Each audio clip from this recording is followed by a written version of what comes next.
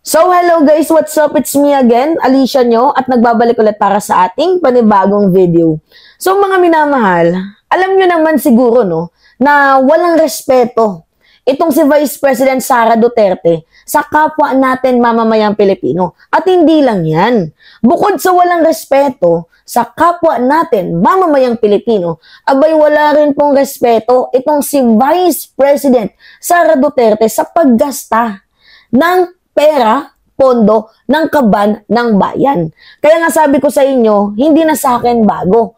Kung itong si Vice President Sara Duterte, 'di ba? Kung yung kapwa babae mismo na mga tumatakbong senador or mga politician ay tinitirada siya. Hindi na sa akin bago, hindi na sa atin bago 'yon. Kagaya ng ginawa ni Zamora. Ito yung latest kay Ma'am Heidi Mendoza. 'Di ba? Yung sumikat dahil sa salitang tax ng ina mo. Actually maganda yung yung sinabi ni Ma'am Heidi Mendoza na kung totoong wala kang tinatago, bakit hindi mo i-reveal? 'Di ba? Ba't hindi mo i-reveal kung sino yung confidential informant mo? 'Di ba? Yung head of agency mo. Kasi kapag ikaw ay humahawak ng confidential funds, mga minamahal, dapat meron kang head of agency kasi meron kayong sinusunod na guidelines eh. 'Di ba? So, malalaman natin sa kanyang confidential informant, sa kanyang head of agency, 'di ba? Kung saan napupunta yung pera, kung saan pumapatungo yung pera. Kaso ang problema naman natin dito, paano natin malalaman kung sakto nga ba ang paggasta ni Vice President Sara Duterte sa kaban ng bayan kung yung mismong head of agency niya din, mga minamahal, ay mukhang kasabwat. So, kailangan nating malaman yan. Alright, ngayon, tingnan nyo, may papakita ko sa inyong picture. Kung i-compare lang natin kung gaano ka-addict itong si Vice President Sara Duterte, dito nga po, sa confidential funds. Imagine nyo ako, alam ko, nakita nyo na to. Oh, yan, nakita nyo na yan eh. Diba? Oh, confidential funds ni Vice President Sara Duterte noong Davao City Mayor pa lamang siya. Tingnan nyo, 2017, umabot po ng 293 million. Noong 2018, umabot ng 420 million. Noong 2019, umabot ng 460 million.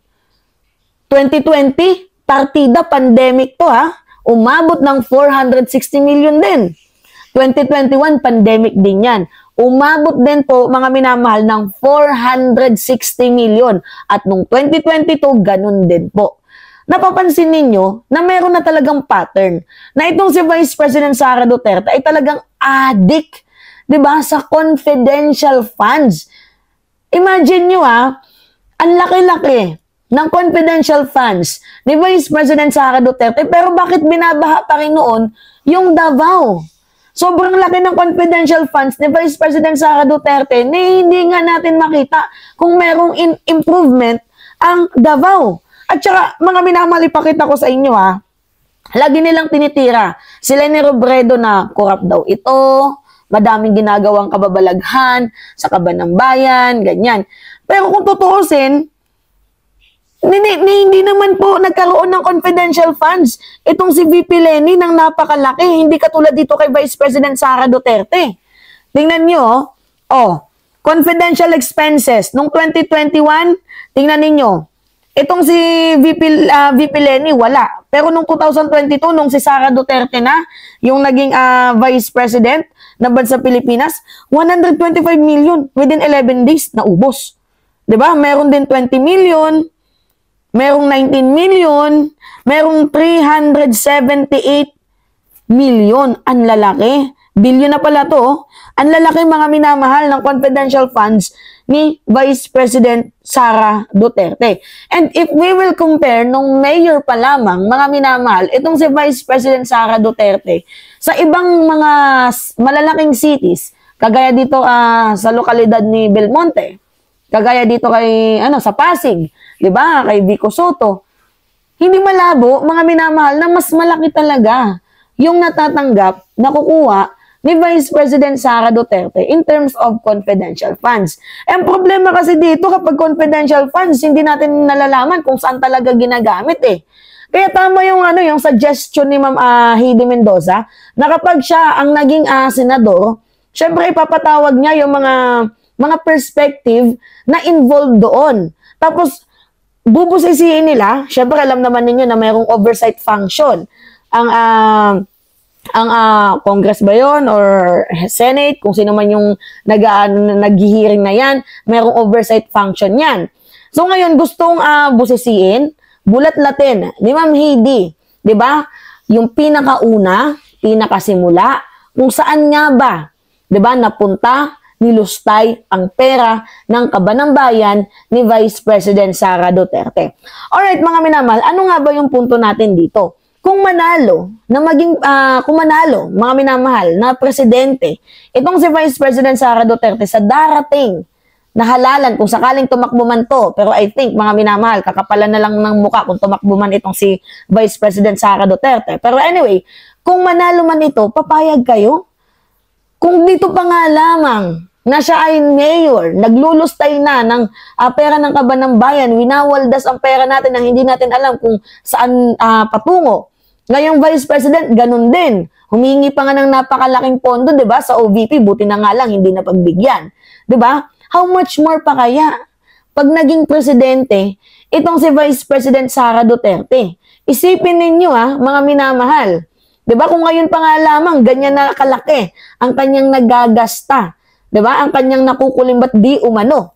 'Di ba? Kung totoo man, 'di ba? Syempre, kung sa tingin mo ikaw ay fini-fishing, kung sa tingin mo ikaw ay pinopolitika, madali mo lang dapat masagot 'yan eh. 'Di ba? Kung meron ka namang ipapakitang mga ebidensya, madali mong ma-debunk yung mga sinasabi nila. Kaso kung sa tingin naman mo sa sarili mo ay wala kang may sasagot, talagang madami kang paligoy-ligoy at pasikot-sikot na mga alibay na gagawin dyan. Pero to be serious, mga minamahal, and to be honest, nakakalungkot lang itong ginagawa ni Vice President Sara Duterte, na kahit ganito pa din, ay meron pa din siyang nabubudol. 'Di ba? Imagine nyo ang dami nang nilustay sa pera natin, tapos meron pa din siyang nabubudol. Well, kagagawan din yan ng mga trolls ni former President Duterte. Imagine nyo 'di ba? Si Nick Gabunda, social manager team ni former President Duterte na take down yung account noong 2019, almost 200 pages. 'Di ba? Na lahat ng 'yun social related sa trolling.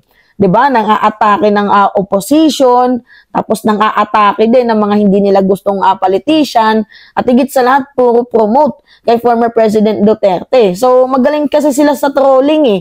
Pansinin ninyo, mga minamahal, sobrang galing nila sa pantotroll. Kaya hindi malabo na kahit paano may nabubudol pa din talaga itong si Vice President Sara Duterte. Now anyway, mga minamahal, yun po. Gusto ko lang i-highlight sa inyo kung gaano kakupal itong si Vice President Sara Duterte. 'Di ba? Si Lenny, no confidential funds. Si Binay naman, ipakita ko sa inyo yung picture. Mayroong confidential funds pero 3 to 6 million lang. Yan maliliit lang. 'Di ba? Samantalang itong si Sara Duterte, 2022, malaki, 125 million. 2023, half million. Ganon din 2024, kaya laki-laki. Nakakalungkot to, mga minamahal. So, kailangan natin magtulong-tulong tayo, Magtulong-tulong tayo para sugpuin itong ginagawa na kabulastugan ni Vice President Sara Duterte. Tulungan nyo, mga minamahal, ang ating ibang mga kababayan, kongresista, mga senador, 'di ba? Tulungan nyo na mapasok sa kanilang kaisipan, mamulat sila, 'di ba? Na dapat talagang ma-impeach yang si Vice President Sara Duterte. Alright? Yun lamang po. It's me again, Alicia nyo, at nagbabalik ulit para sa ating panibagong video. Maraming salamat, mga minamahal.